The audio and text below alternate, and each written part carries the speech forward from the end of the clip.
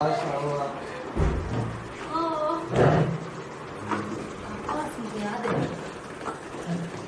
आपा तो भाई बहुत शुक्रिया।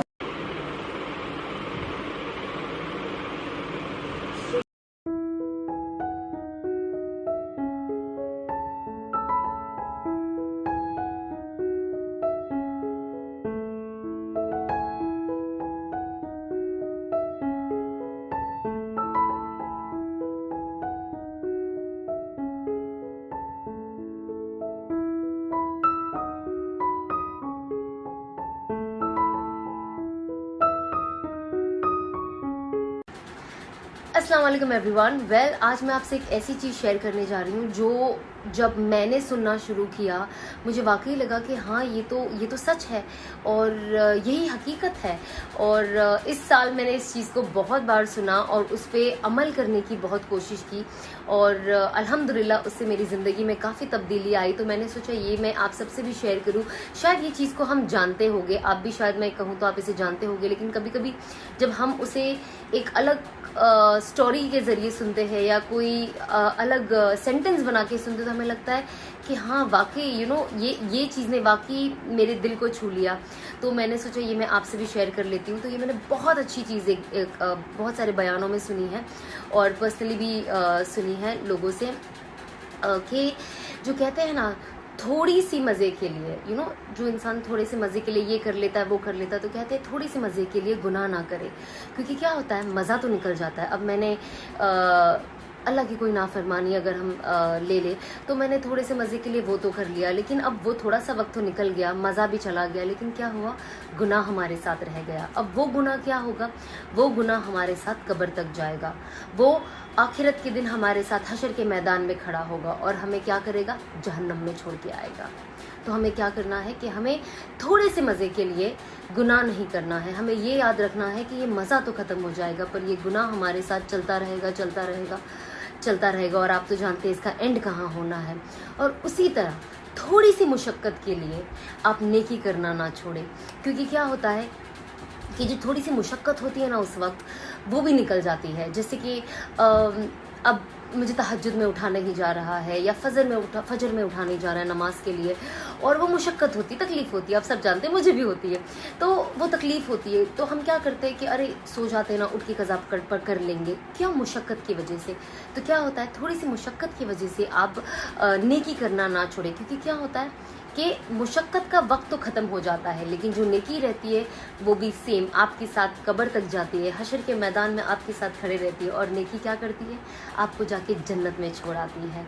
तो इसीलिए आप कोशिश करें कि जितना हम गुनाह से दूर रह सके और ये सोचे उस मज़े के वक्त कि ये मज़ा तो बस कुछ वक्त का है, ख़त्म हो जाएगा, पर ये जो गुनाह है हमारे सर रह जाएगा और हमें जहन्नम में लेकर जाएगा और जन्नत के और हमारे बीच में ये एक दीवार बन जाएगा जो हम नहीं चाहते हैं कि बने। तो ये बहुत ज़्यादा ज़रूरी है कि हम हर चीज़ जो अपनी ज़िंदगी में करते हैं वो सोचें और सोच के करें, जिससे कि हम लोगों के लिए कभी हम कुछ ऐसी चीज़ें कह देते हैं जो उनके दिल को ठेस पहुंच जाती है, उन्हें बुरा लगता है, लोग तो आगे बढ़ जाते हैं, लेकिन क्या होता है वो भी गुनाह आपके सर रह जाता है और वो आगे जाके आपको जन्नत में और आपके बीच में वो दीवार बन जाएगी। तो हमें कोशिश करना है कि सिर्फ नमाज और इन चीज़ों को तो ध्यान में रखना ही है, बस इसके अलावा हम अपनी ज़ाती ज़िंदगी में कैसे हैं, हम लोगों से कैसा बिहेवियर कर रहे हैं, उनसे कैसी बातें कर रहे हैं, कहीं उनका दिल तो नहीं तोड़ रहे, कहीं उनसे चीटिंग तो नहीं कर रहे, कहीं उनका पैसा तो नहीं खा रहे, कहीं उनके साथ उनकी अमानत में खयानत तो नहीं कर रहे हैं। तो ये सारी चीज़ें बहुत ज़्यादा ज़रूरी है और ये सारी चीज़ें हम अपनी ज़िंदगी में लाएंगे तो इससे क्या होता है हम भी एक बेहतर इंसान बनते हैं, हम दूसरों के लिए भी फ़ायदेमंद साबित होते हैं।